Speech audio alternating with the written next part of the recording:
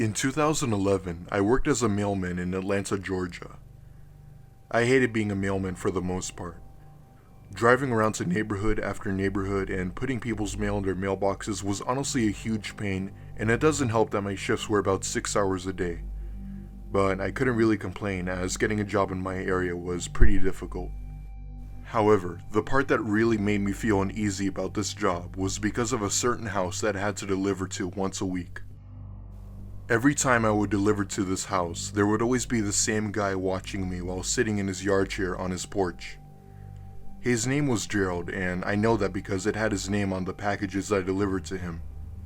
He would stare at me with his eyes open really wide with a blank expression, and it was kind of like he was staring through your soul. Of course I was creeped out by this, but I never went out of my way to talk to him or make any sort of conversation with him. One day, during the month of August, the neighborhood with Gerald was one of the neighborhoods on my route. That day at around 4 in the afternoon, I pulled into Gerald's neighborhood to deliver the mail. However, once I pulled up to Gerald's mailbox, the lid wasn't there. Inside the mailbox was a folded up piece of paper. I took it out and it read, "Hi there, I regret to inform you that the mailbox is unfortunately broken. Please go inside and leave the mail on the kitchen table." I was very suspicious, as not only was the letter sketchy, but I also didn't see Gerald in his chair.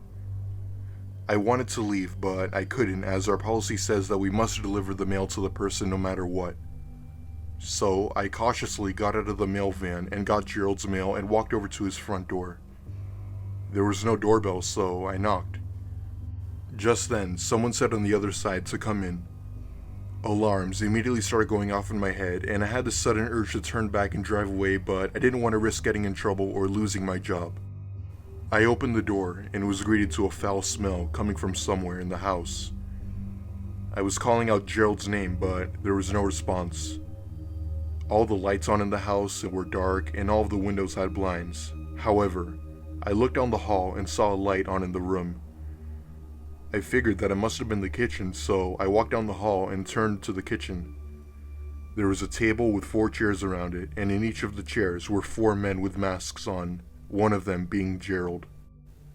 I stood there for a few seconds before I ran out the kitchen into the front door, but there was another person blocking the door. He was holding a large knife. I stood there frozen and I didn't know what to do, but just stay there. The other people then came out from the kitchen, and one of the men was holding what looked like a briefcase. He held it out to me and told me to open it. The same exact smell from earlier hit me in the face stronger than ever. It smelled like death, or maybe rotting flesh. I was now sure that they were going to kill me if I didn't open it, and I prepared to see what contents laid inside that briefcase. But before I was going to open it, I puked and pushed the thing away from me, and I decided I had enough of this. The guy who was blocking the door for whatever reason stepped away, and I stood up and swung open the door and ran back to my vehicle, not looking back. I drove out of that neighborhood and I quit my job the next day. No more delivering mail for me.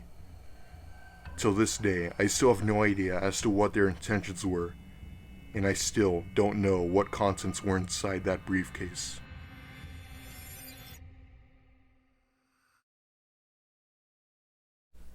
My name is Emily, and I was around 16 years old when this happened, not only to me, but my friends as well.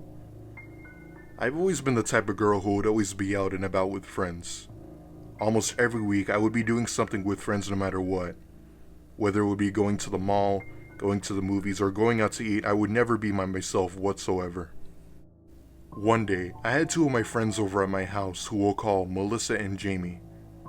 Melissa was around my age and Jamie was much older, like 18 or 19. I can't really remember her exact age as this was a while ago. Anyway, on the day they came over, I believe it was a Friday, we really had nothing to do. We couldn't go anywhere as we had no ride, and Jamie did have a car but had no license. With nothing to do, we decided to head over to an ice cream shop that was just located a few blocks away, and we didn't mind the walk. The walk was about 20 minutes, give or take. So we get to the ice cream shop and get our ice cream and sit down at a nearby table. As we were eating our ice cream while talking, I see a mail truck parked beside the sidewalk about 20 to 30 feet away from us. Looking back, I really thought nothing of it and continued to eat. But Melissa said something that perked up my ears. Why in the world is the mailman staring at us? I looked to the driver's side of the mail truck to see a man I'd say in his mid-30s staring at us with his eyes open wider than anyone possibly could. I have to be honest, he looked kinda creepy with the face he had on. I still can't really describe the face he made, but picture a man with his eyes open wide in an angry/sad expression. We just thought that it was some guy just trying to scare us or just doing it for fun. We finished up our ice cream and walked back down the street to my house. All the while, the three of us were talking about why he was giving us a face like that and laughing about it. At some point during the walk, the three of us were quiet for a few minutes, texting on our phones and whatnot, when we all hear the sound of a vehicle approaching from behind us. We turned around to see the exact same mail truck following us. However, the driver was now in somewhat of a cheerful mood. He pulled up next to us and said, "Hey girls, do you live around here? I could give you a ride if you want." We didn't respond to him and just kept walking. He then said the same thing again, but this time a bit louder, but we still ignored him.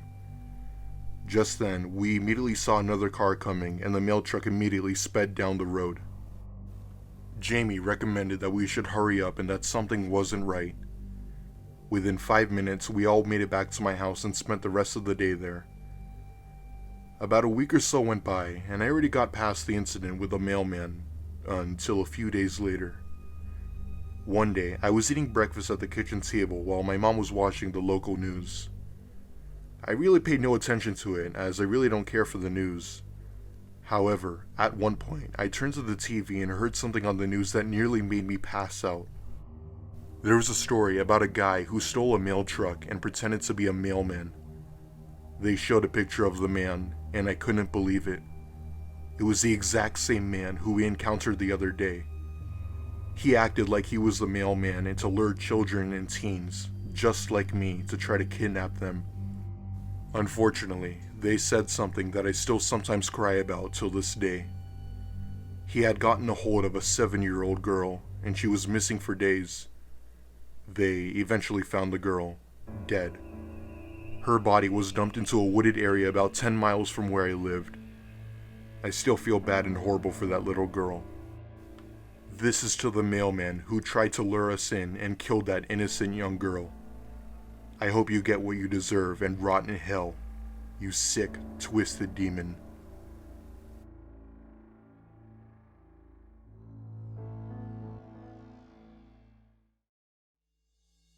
When I was around 16 years old, something very strange and creepy happened when I got a package from the mailman one day.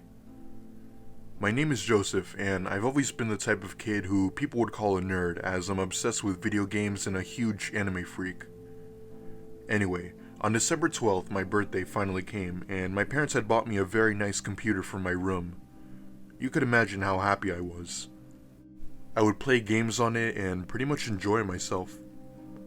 Anyway, I wanted to buy a certain Star Wars game for my computer, as I didn't have it and nor did any of the other store games in my town.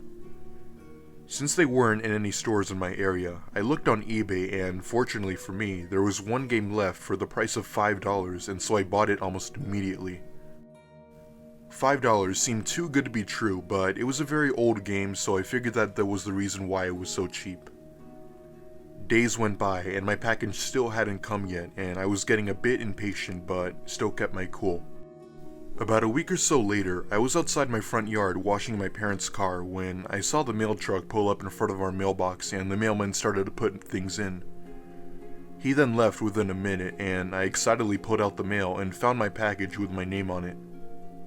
I finished washing the car after that and took the mail inside and popped the game into my PC and started playing.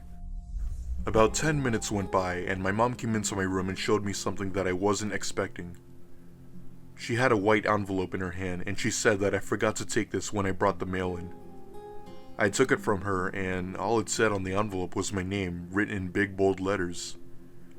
I was confused as I didn't order anything else, but I just figured that it was a late birthday present from a family member as my birthday wasn't too long ago. I opened it and there was a note inside. It read, "From Steven Garcia.